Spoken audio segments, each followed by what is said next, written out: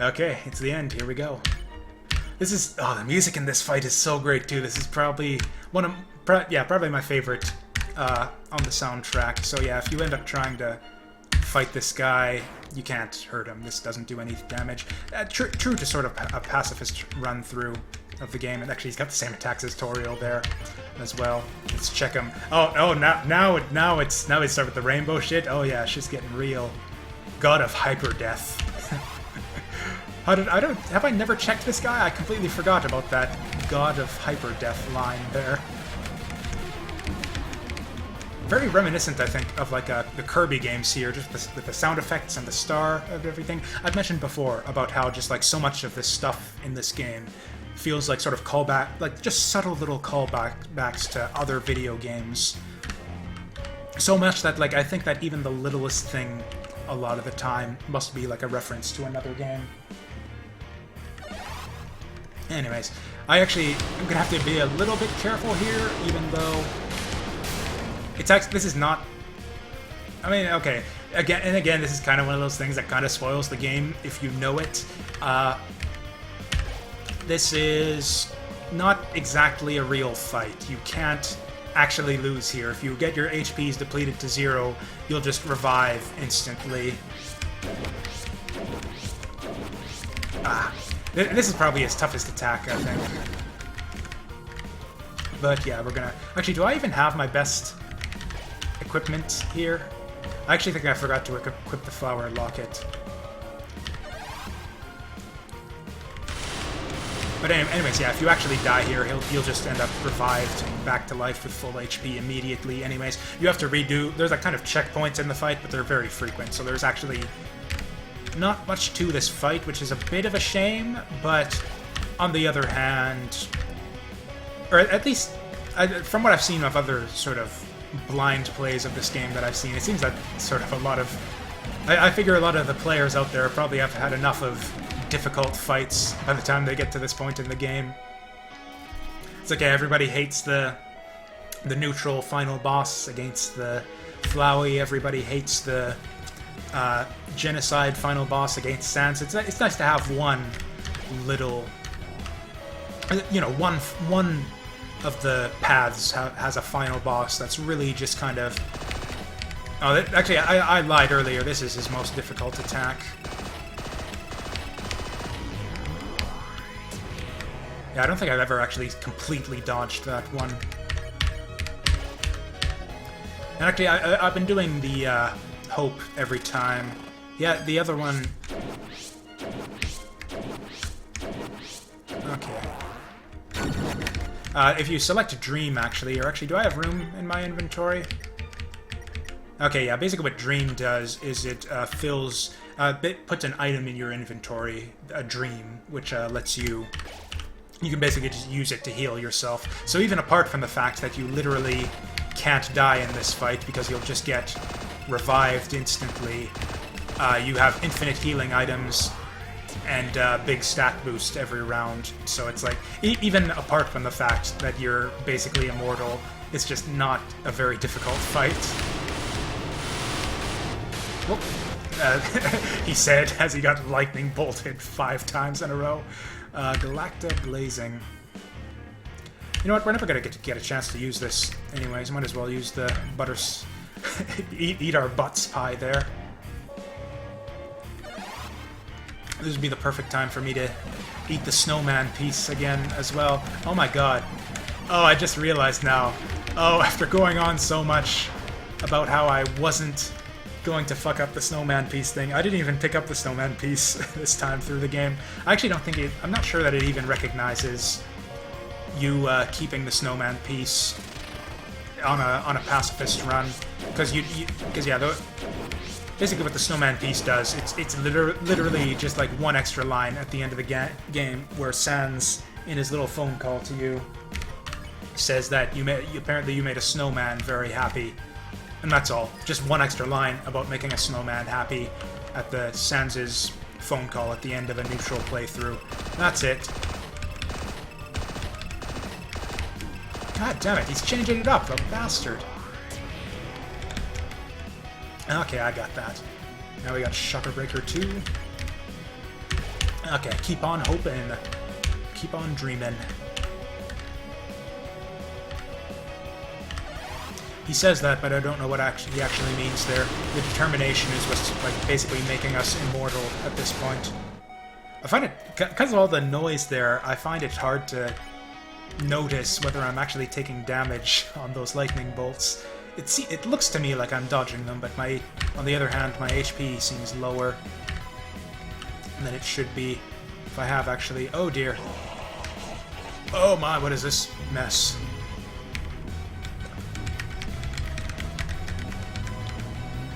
I actually completely forgot about this attack. I don't think that's a real attack. I don't think you can die there. Oh, hey. Yeah, that's right. No matter what you do there, you're down to 1 HP.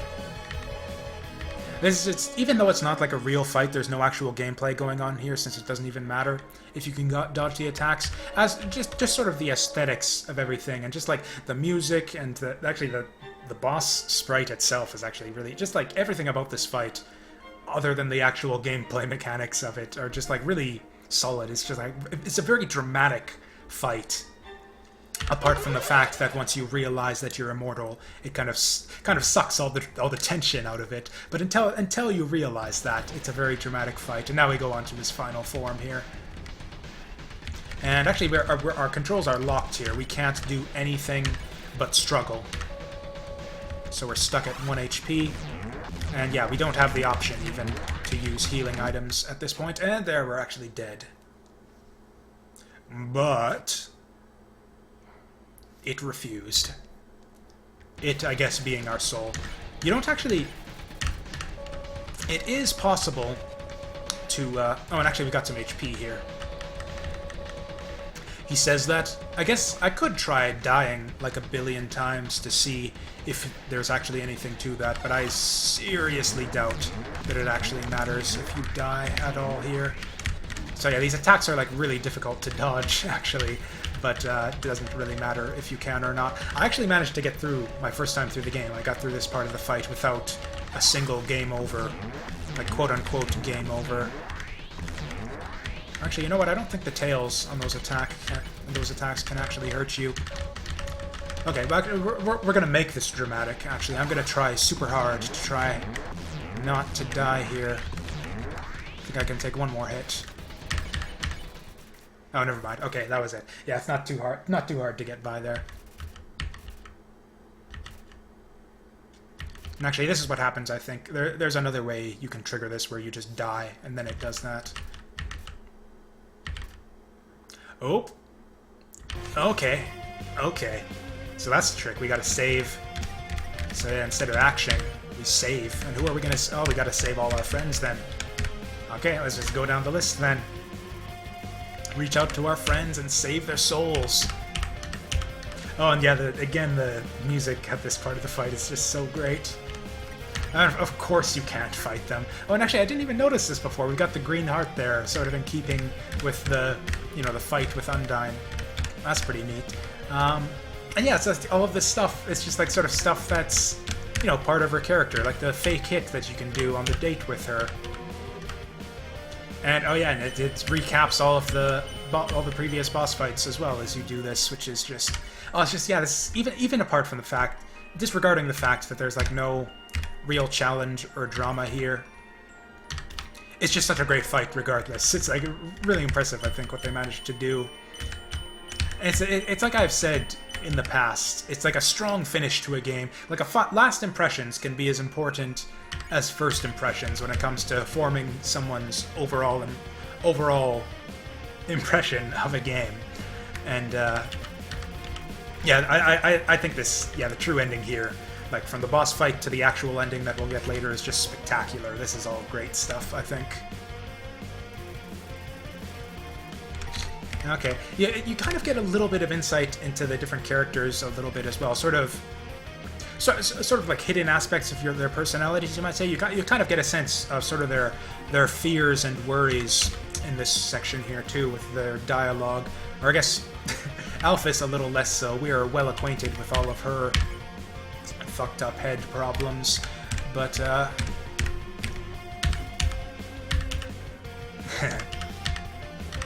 Oh yeah, okay, yeah. I think it's actually you get different hearts for each of them, sort of corresponding to the different human soul hearts. If I'm not mistaken, I guess we'll see in a moment. Shoot her in the... I don't care. Shoot her in the head. Oh, what is this mess? Oh, wait, yeah, oh, yeah, I completely forgot how to dodge that attack. I'm just an idiot. Duh.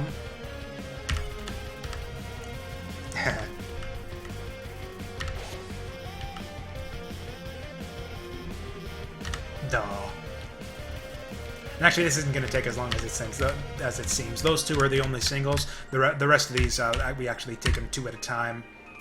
So there's actually not too much more to this. Yeah, let's just chill out with Sans here.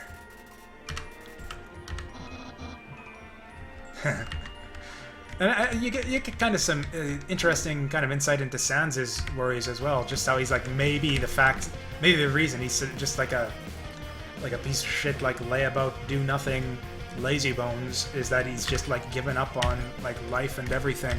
That's kind of depressing when you think of it like that. But so yeah, that being said, let's cheer him up. Tell him a joke, a bad pun about skeletons.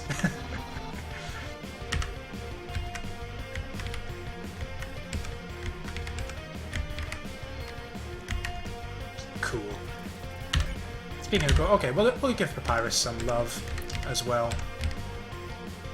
Apparently by insulting him. Why is that an option? Okay, that works. Oh, or maybe that didn't work. Like the normal flow previously has been like 3 actions.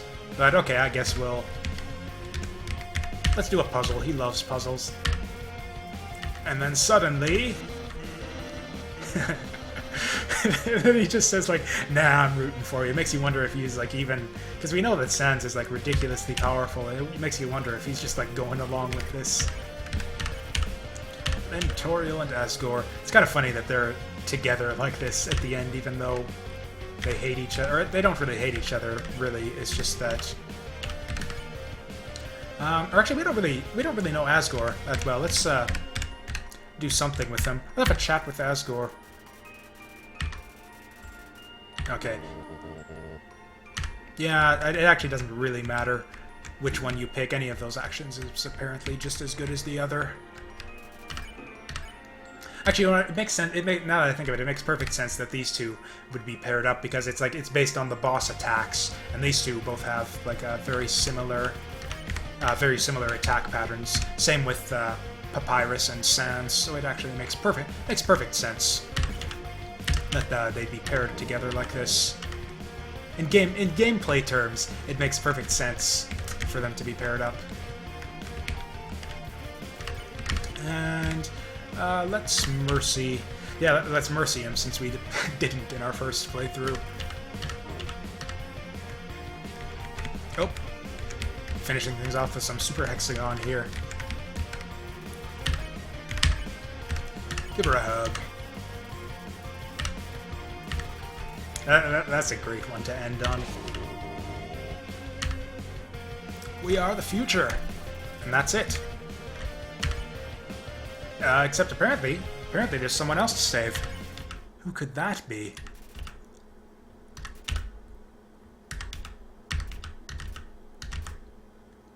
Of course, it's pretty obvious if you've been paying attention up to this point.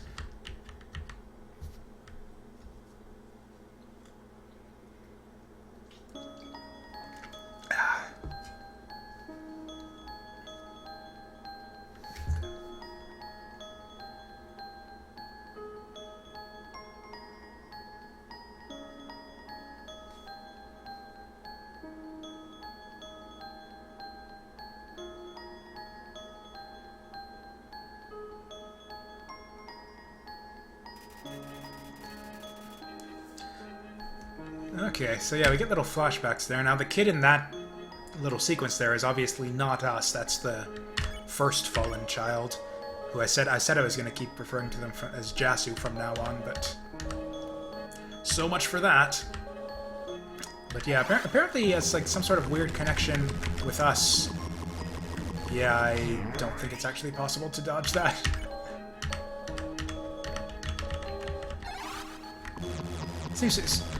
This one is quite possible to dodge. Although I wonder if it's... I wonder if anything happens if you die at this point. Also, the fact that he's calling us Jasu... That's a lovely callback there, too. The fact that he's calling us Jasu will become significant later on. I don't know why he's giving us the scary face at this point.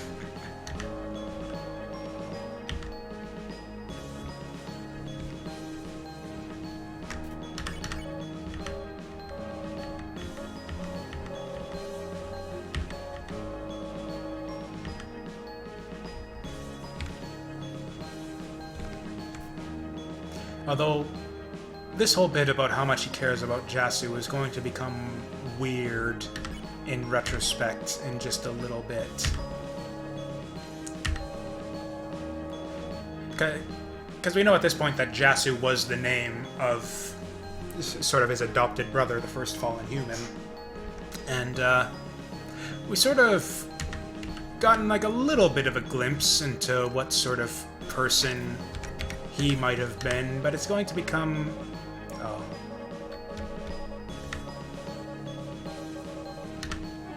And he's going to throw a tantrum and give us the Master Spark to finish things off.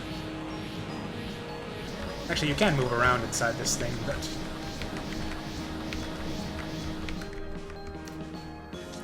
Yep, holding on to what looks like 10 zeros.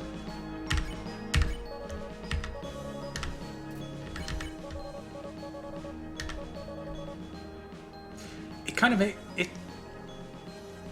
this scene does like a really effective job, I think, of making you feel really bad for this guy, in spite of all the shit he's put you through as Flowey.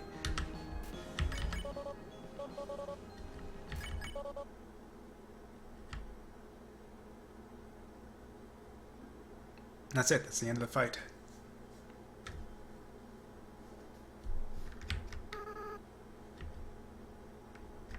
Now we have a big decision here. And when I say big decision, I mean that kind of ironically, since as with every decision in this game... You know what? Oh, it's not a big decision, though, because actually... I'll talk about it in a moment. And this is the big reveal. I mean, we sort of knew... I mean, yeah, that's it. We are not actually Jasu. He's been gone for a long time.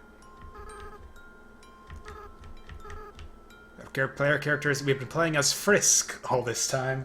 It turns out, yeah, the name that we input when it said "name the fallen human," that didn't refer to this character at all. They were talking about the first fallen human, Azrael's little friend and, I guess, adopted brother.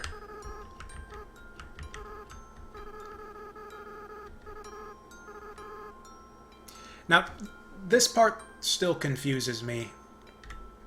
Like, it says he was soulless, but didn't... Like, she put his soul into the flower, and, like, if it wasn't his soul in the flower, then what was it... Well, then what exactly was it in that flower that made it Azrael? Like, if it didn't have his soul, then what did it have that made it him? Like, this just the metaphysics of this kind of boggle my mind. But yeah, he was able to use everyone's souls to... get it. So it's basically almost like he kind of had like sort of brain damage in a sense. He wasn't actually, or at least if you believe him here, he wasn't actually a bad guy all along. He was just kind of essentially sort of brain damaged as a result of Alphys's experiments. At the root of it, really, she's responsible for all this. She created the monster that is Flowey as a result of her meddling with monster souls carelessly.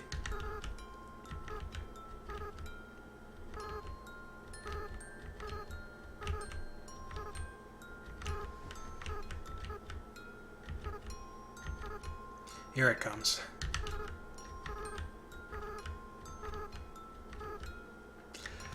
Now, everybody chooses forgive.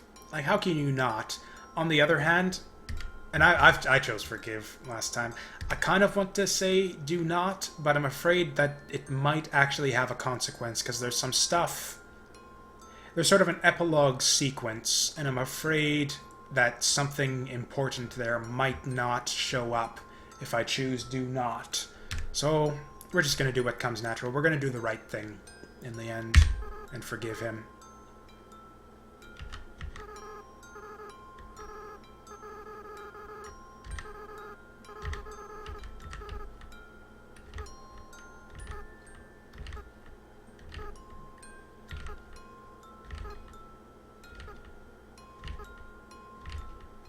And actually, he ends up fulfilling his promise in the end.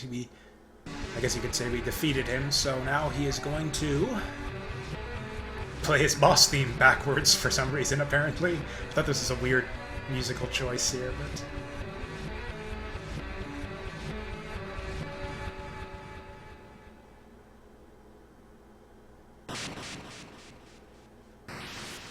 And that's the barrier gone.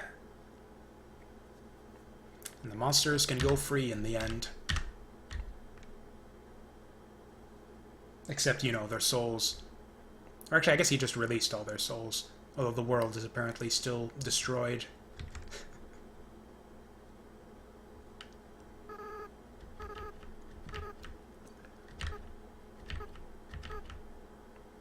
He says that, but we'll see about that.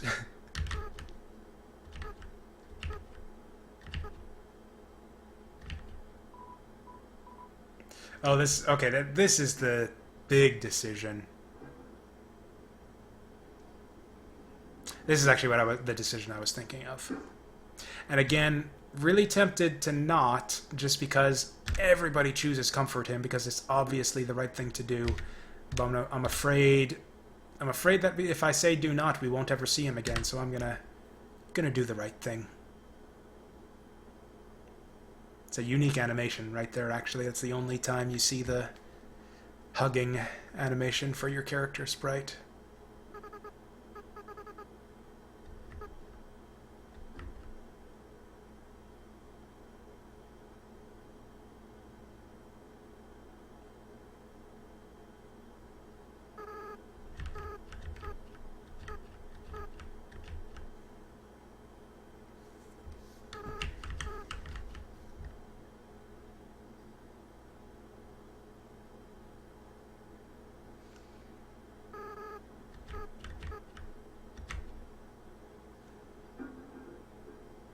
Does he know that his parents are divorced? Probably. I'd imagine he knows everything about everyone. Figured it all out while he was in flower form.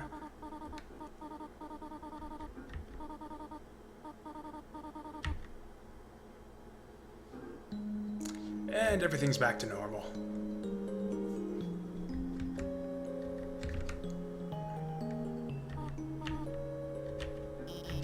And then we're just sort of back where we started, I guess, before, yeah, Azrael came in and fucked with everything. Just, yeah, all our friends standing around. And I guess, actually, we're not quite where we were before, because the barrier's busted now. And apparently they all don't have any memory of it, which is sensible, I guess, but a little bit sad. Because, yeah, none of them know about Flowey or Azrael, apparently, or what happened to them, to him.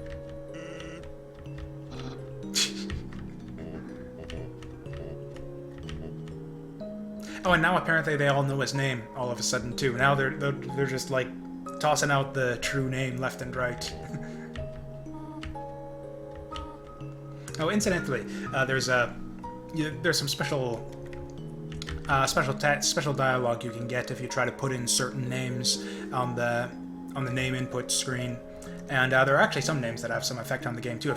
I believe if you put in Frisk, that unlocks a hard mode for the game, which is sort of another path you can do through the game, which is very short. It ends right after the tutorial fight, but that's another thing worth looking up on YouTube if you're interested in seeing absolutely everything there is to see in this game. Which honestly, just about everyone does, I find. So much, I don't know, so it's, like I said, hidden depths to this game. There's just, the more you analyze it, you just look into it and see there's so much stuff out there that a lot of players just won't ever see.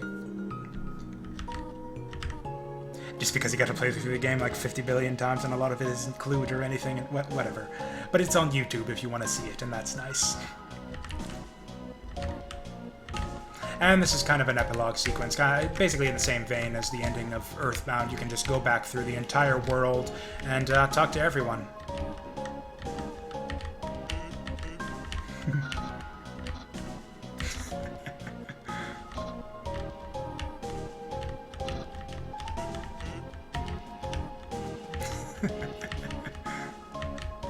Yes. Oh, it's so great to have the gang all together too. This is such a fantastic ending. I like this so much. This is so essential, I think, to get the true ending here, to get the full Undertale experience.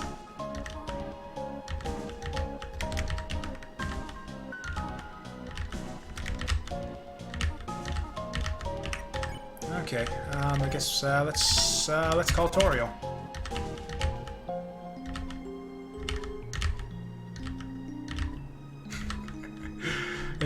There is so much stuff in this epilogue. I literally spent like well over an hour going through and just talking to all the old NPCs and going through all the phone conversations. And yeah, like they say, there's different ones in every room as well. And it's just, I'm not actually going to go through all this, just because, like I said, it would be over another hour. Oh, yes. Like I said, it was, I told you it was going to come back.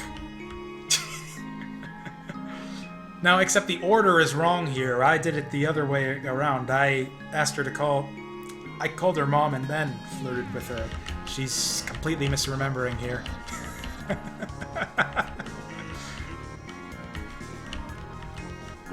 Does she? I think that... Yeah, I'm pretty sure that is the most... I'm pretty sure we didn't do anything else embarrassing.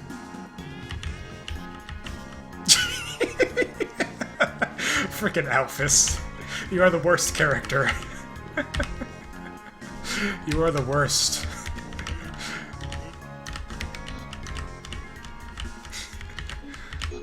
I'm just gonna go through all these little conversations with the main cast, and then there's one other member of the main cast that we need to go speak with. That's a little bit out of the way, but what a worst possible ending. Actually, some of the bad... I think it's almost worth going back and looking at all the neutral endings. I mean, obviously not playing through the game 50 billion times to see them all, but just like you can look them up on YouTube, you can see all the neutral endings you can get. Some of the actual worst endings are pretty worstest. They're pretty terrible.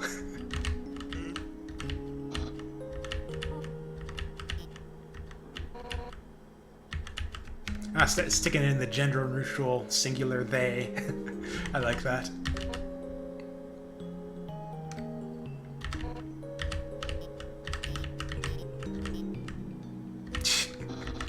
Me too. That's probably exactly what I'm gonna do after this stream.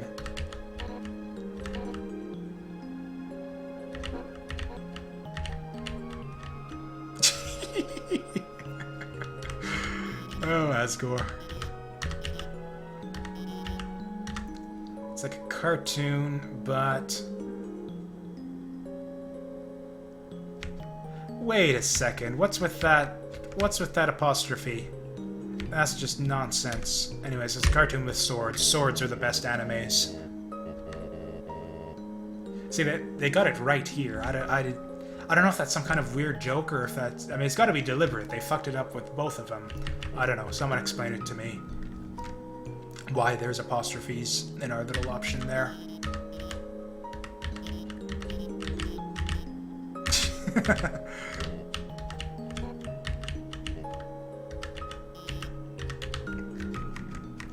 You can just blame it on Mettaton. That's Mettaton's... one of Mettaton's porno videos on the phone. That's like every anime is fighting princesses, just not very specific there. I don't know why she specifically wants us to say hi to Napstablook. That seems strange. I didn't think they had much of like a relationship there or anything.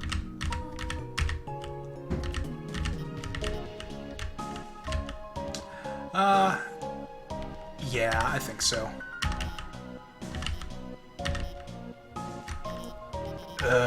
I regret saying anything to you. I regret even talking to you. Yeah, that's weird. I don't know, I'm sure some people out there do it.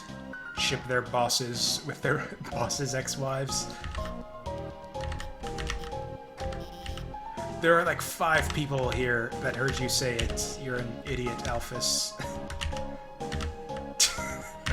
As well you should. I wish I had the option there to not be pals. I still think Asgore is kind of a piece of shit, honestly. I mean, sure, everybody else tried to kill me, but... Oops, oh, I missed that. Oh, well. I mean, sure, he seems like a nice guy, but then he, like, set out to murder, like, 6 people and succeeded. No.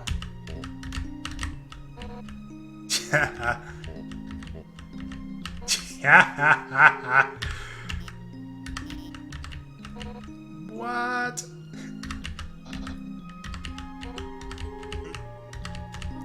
Oh yay, we're all gonna have a nice little frolic in the fields of friendship trash.